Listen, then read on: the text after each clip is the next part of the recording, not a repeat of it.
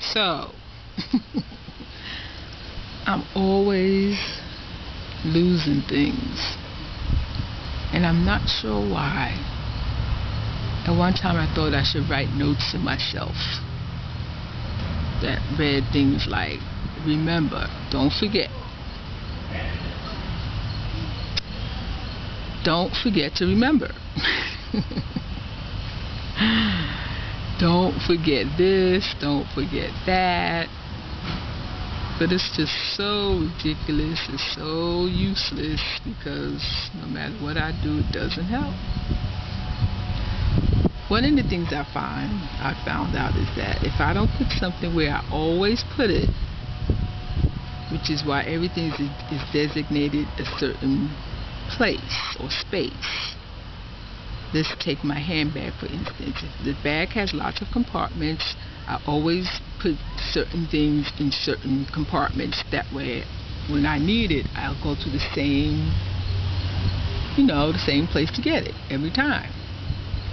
But sometimes that doesn't work, because I'll invariably put things in a different place, like keys for instance.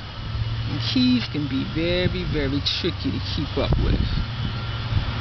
Sometimes you think you have them and you don't. Last year I left a set of keys which had a jump flash attached to it. I left it in a computer in a library. Oh my goodness. It still pains me a year later when I think about that.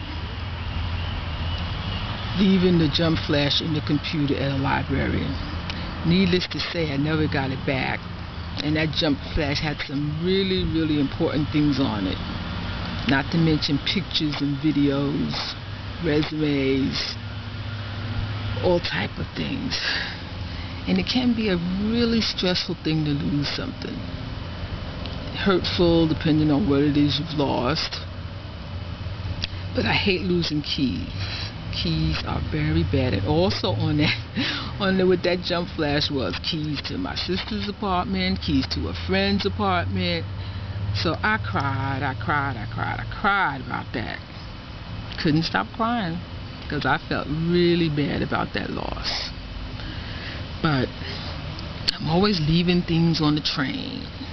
I have a little bag, it's like a shopping bag, but it's black patent leather, so it's kind of a classy shopping bag. And in New York City, very rarely do you see anyone walking down the street with only one bag.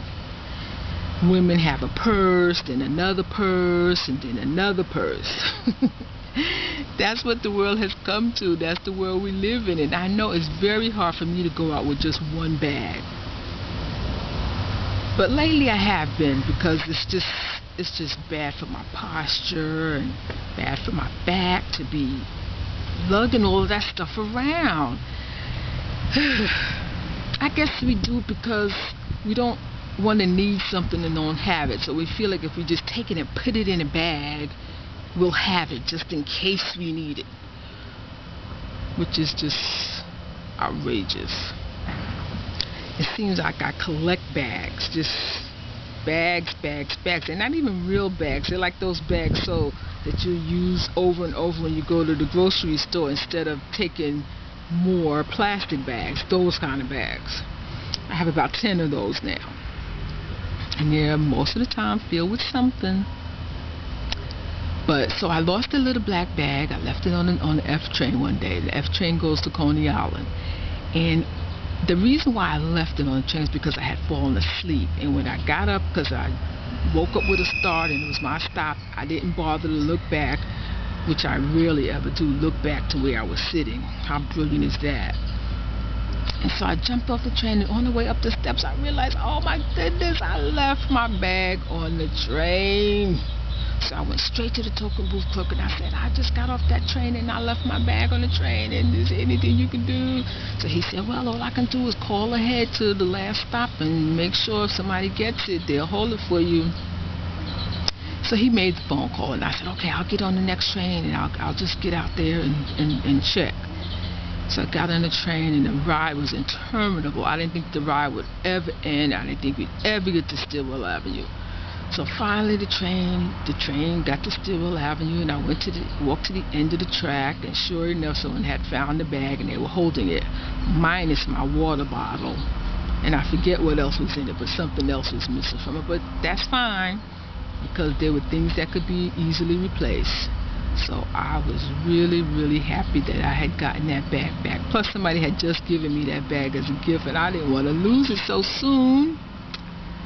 So anyway, I was very happy about that. But this past weekend, I was at Coney Island, and it was real hot, so I was dancing in the sun, and I had my digital camera with me, and I had taken it out to, I don't know, look for something in my bag, and I had placed it on top of the ledge where the DJ was, and then I decided, okay, let's go get some water. So I went to get some water. And it's funny how the mind plays tricks on you, you know. That's what it is. I went and got my water, and I went and sat down in the shade, because I was still going to keep looking for whatever it was I was looking for. And I sat down, and then I realized, oh my goodness, where is my camera? I don't have it. So I ran back to the area where I thought I had placed it on top of the ledge, and of course it wasn't there. I asked the DJ if he'd seen it. I asked Rican if somebody had turned in a digital camera, and I just felt so just like a goofball. And I was thinking to myself, oh my goodness, I cannot afford to buy a new camera at this time. You know, I had a 2 gig memory in it. I had the new battery I just bought, and some weeks ago I had lost the camera case for it, so that was gone for good.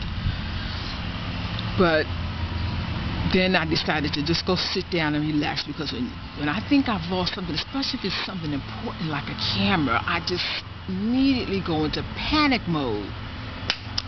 So I went and sat down just to calm myself down and relax and get my heart rate down.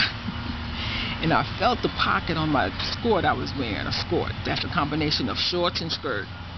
And I said, oh, here's my camera. And I was so happy. I was like, thank you, Lord. Thank you, Mom.